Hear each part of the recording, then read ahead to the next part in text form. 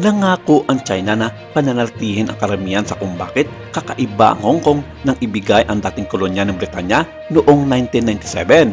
Sinabi ng Beijing na bibigyan nito ang Hong Kong ng 50 taon upang mapanatili ang kapitalistang sistema nito at tamasahin ang maraming kalayaan na hindi matatagpuan sa mga lungsod ng mainland Chinese. Ngunit higit sa kalahati ng transisyon, ang Beijing ay gumawa ng lalong walang kabuluhang mga hakbang upang manghimasok sa sistemang politikal ng Hong Kong at sugpuin ang hindi pagsang-ayon. Noong 2020, nagpataw ang Beijing ng malawakang batas sa pambansang seguridad ng Hong Kong. Mula noon, inaresto ng mga otoridad ang dosi-dosenang mga aktivistang makademokrasya, mambabatas at mamamahayag.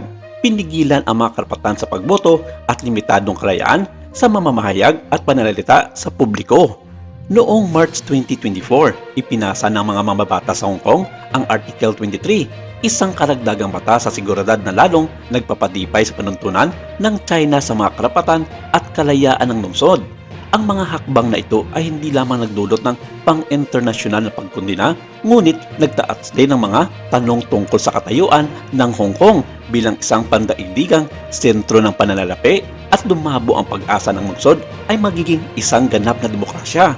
Pinipigilan ng Beijing ang mga kalayaan ng Hong Kong mula nang ibigay, sabi ng mga eksperto. Sa paglipas ng mga panahon, ang mga pagtatangkang na ito magpataw ng higit na kontrol sa lungsod ay nagbunsod ng mga protesta na naging dahilan ng pagtigil ng gobyerno ng bansang China. Halimbawa, noong 2003, iminungkahi ng gobyerno ng Hong Kong ang pambansang batas sa seguridad na nagbabawal sa pagtataksil, paghiwalay, sedisyon at subversion laban sa gobyerno ng China. Ngunit natalo ng mga popular na protesta ang pagsisikap na iyon. Noong 2012, sinubukan itong amyendahan ang kurikula ng mga paaralan sa Hong Kong upang itaguyod ang pagkakilanlan ng pambansang Chino na ibinasura ng maraming residente bilang propaganda ng China. At noong 2014, iminungkahi ng Beijing ang isang balangkas para sa universal na pagboto na nagpapaintulot sa mga Hong Kong na bumoto para sa punong ehekutibo ng lungsod.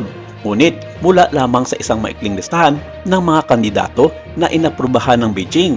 Ang panukala ay humantok sa mga nagpoprotesta na nag-organisa ng mga malalaking rally na pinagsama-samang kilala bilang umbrella movement upang tawagan ang tunay na demokrasya ng lungsod. Sa mga taong kasunod ng mga protesta noong 2014, pinaigting ng Beijing at ng gobyerno ng Hong Kong ang mga pagsisikap na pigilan ang hindi pagsang-ayon, kabilang ang pag-uusig sa mga pinuno ng protesta, pagpapatalsik sa ilang bagong mambabatas, at pagtaas ng censorship sa mga media.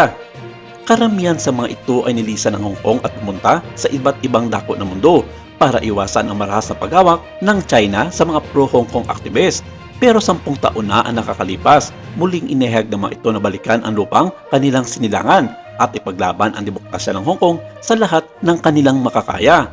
Sa ngayon, usap-usapan sa bansa ang pagkakaroon ng panibagong yugto ng mga protesta at ayon sa mga lumalabas na mga balita, mas patindi pa raw ito sa mga nakaraang mga protesta dahil marami sa mga pro-Hong Kong ang nag-ipon ng kanilang mga puwersa, hindi lamang sa pagiging people's power ng bansa, kundi pati na rin sa pagkakaroon ng mga malalakas na mga armas kung sakaling makipagsagapaan ito sa mga otoridad ng mainland China. Binalaan nila ang China na kung hindi ito aalis sa kanilang lupang sinilangan, dadanak ang madugong protesta at ipaglaban ang mga taong gustong mapanatili ang demokrasya ng Hong Kong. Duda dito ang mga analis sa mga bagong banta ng kaguluhan sa Hong Kong dahil isa ang Amerika sa sekretong nagsusuporta sa kalayaan ng dating kolonya ng mga Briton at hindi malayo sa pagkakaroon ng panibagong giyera sa rehiyon.